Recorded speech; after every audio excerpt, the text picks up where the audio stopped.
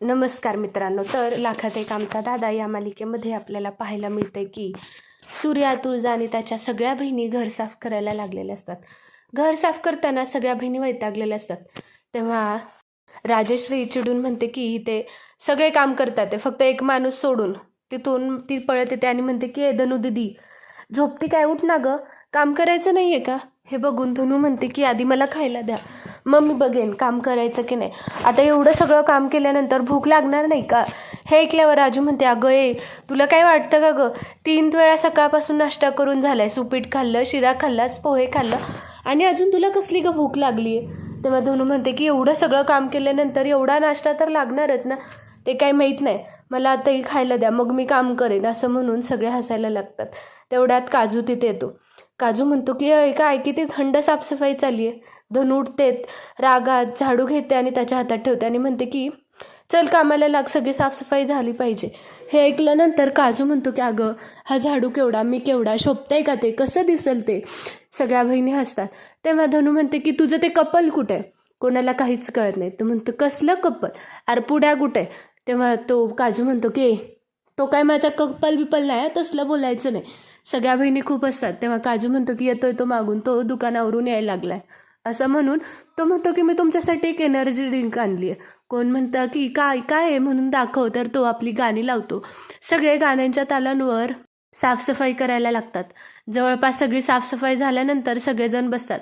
तेव्हा भाग्या म्हणते की सगळी साफसफाई झाली, आता फक्त दादा आणि वहिनी तुमच्या दोघांचीच रूम राहिली आहे. तेव्हा तुळजा म्हणते की तुम्ही काळजी करू नका, ती रूम मी साफ करेन, मी एकटी करेन साफ. हे ऐकल्यानंतर सूर्या म्हणतो की नाही नाही, मी साफ करेन, तुझा तू कंटाळली असेल, तू बस तिथे.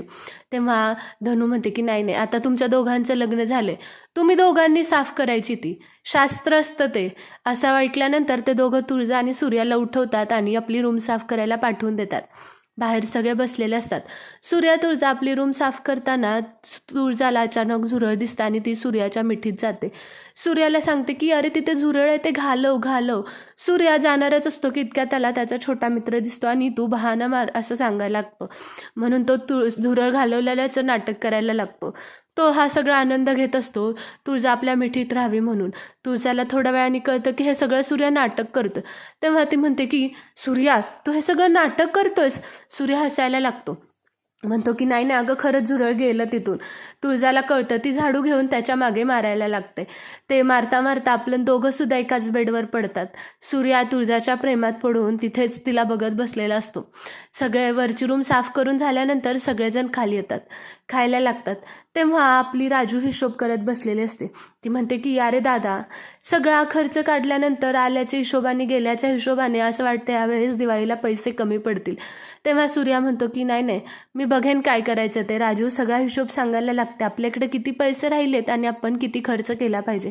तेव्हा सूर्या म्हणतो की अगं राजू, यावेळेस काजूपुडाला सुद्धा बोनस दिला पाहिजे, तसं मी त्यांना शब्द दिलाय आणि आता ते बरोबर वाटणार नाही. मग राजू म्हणते की त्यांचा बोनस गेल्यानंतर आपल्याला फक्त 5,000च राहतात, तसे तर आपल्याला काहीच पैसे पुरणार नाहीत. मग सगळ्या बहिणी सांगायला लागतात की आमच्याकडे पैसे राहिलेले आहेत. राजू म्हणतो की माझ्याकडे 1-2 हजार असतील साठवलेले. तेजो म्हणते माझ्याकडे 5-6 हजार असतील. त्यावर धनू म्हणते माझ्याकडे सुद्धा असतील 300-400 रुपये. हे ऐकल्यानंतर सूर्य म्हणतो की अगं तुमच्या सगळ्यांचं झालं, पण बाकीचा खर्च आहेच की. सगळ्या बहिणी उठतात. तेजो म्हणते की दादा मला तशी साडीची काही गरज नाही, एक माझ्याकडे नवीन साडी आहे, तीच साडी मी घालेन. सगळ्या बहिणी एक एक करून आपल्याला काहीच नको हे सांगत असतात. तुळजा म्हणते की तुम्ही रोज सकाळी नाश्त्यात काय समजूतदारपणा खाता काय, इतकं कसं तुम्ही समजूतदार असू शकता?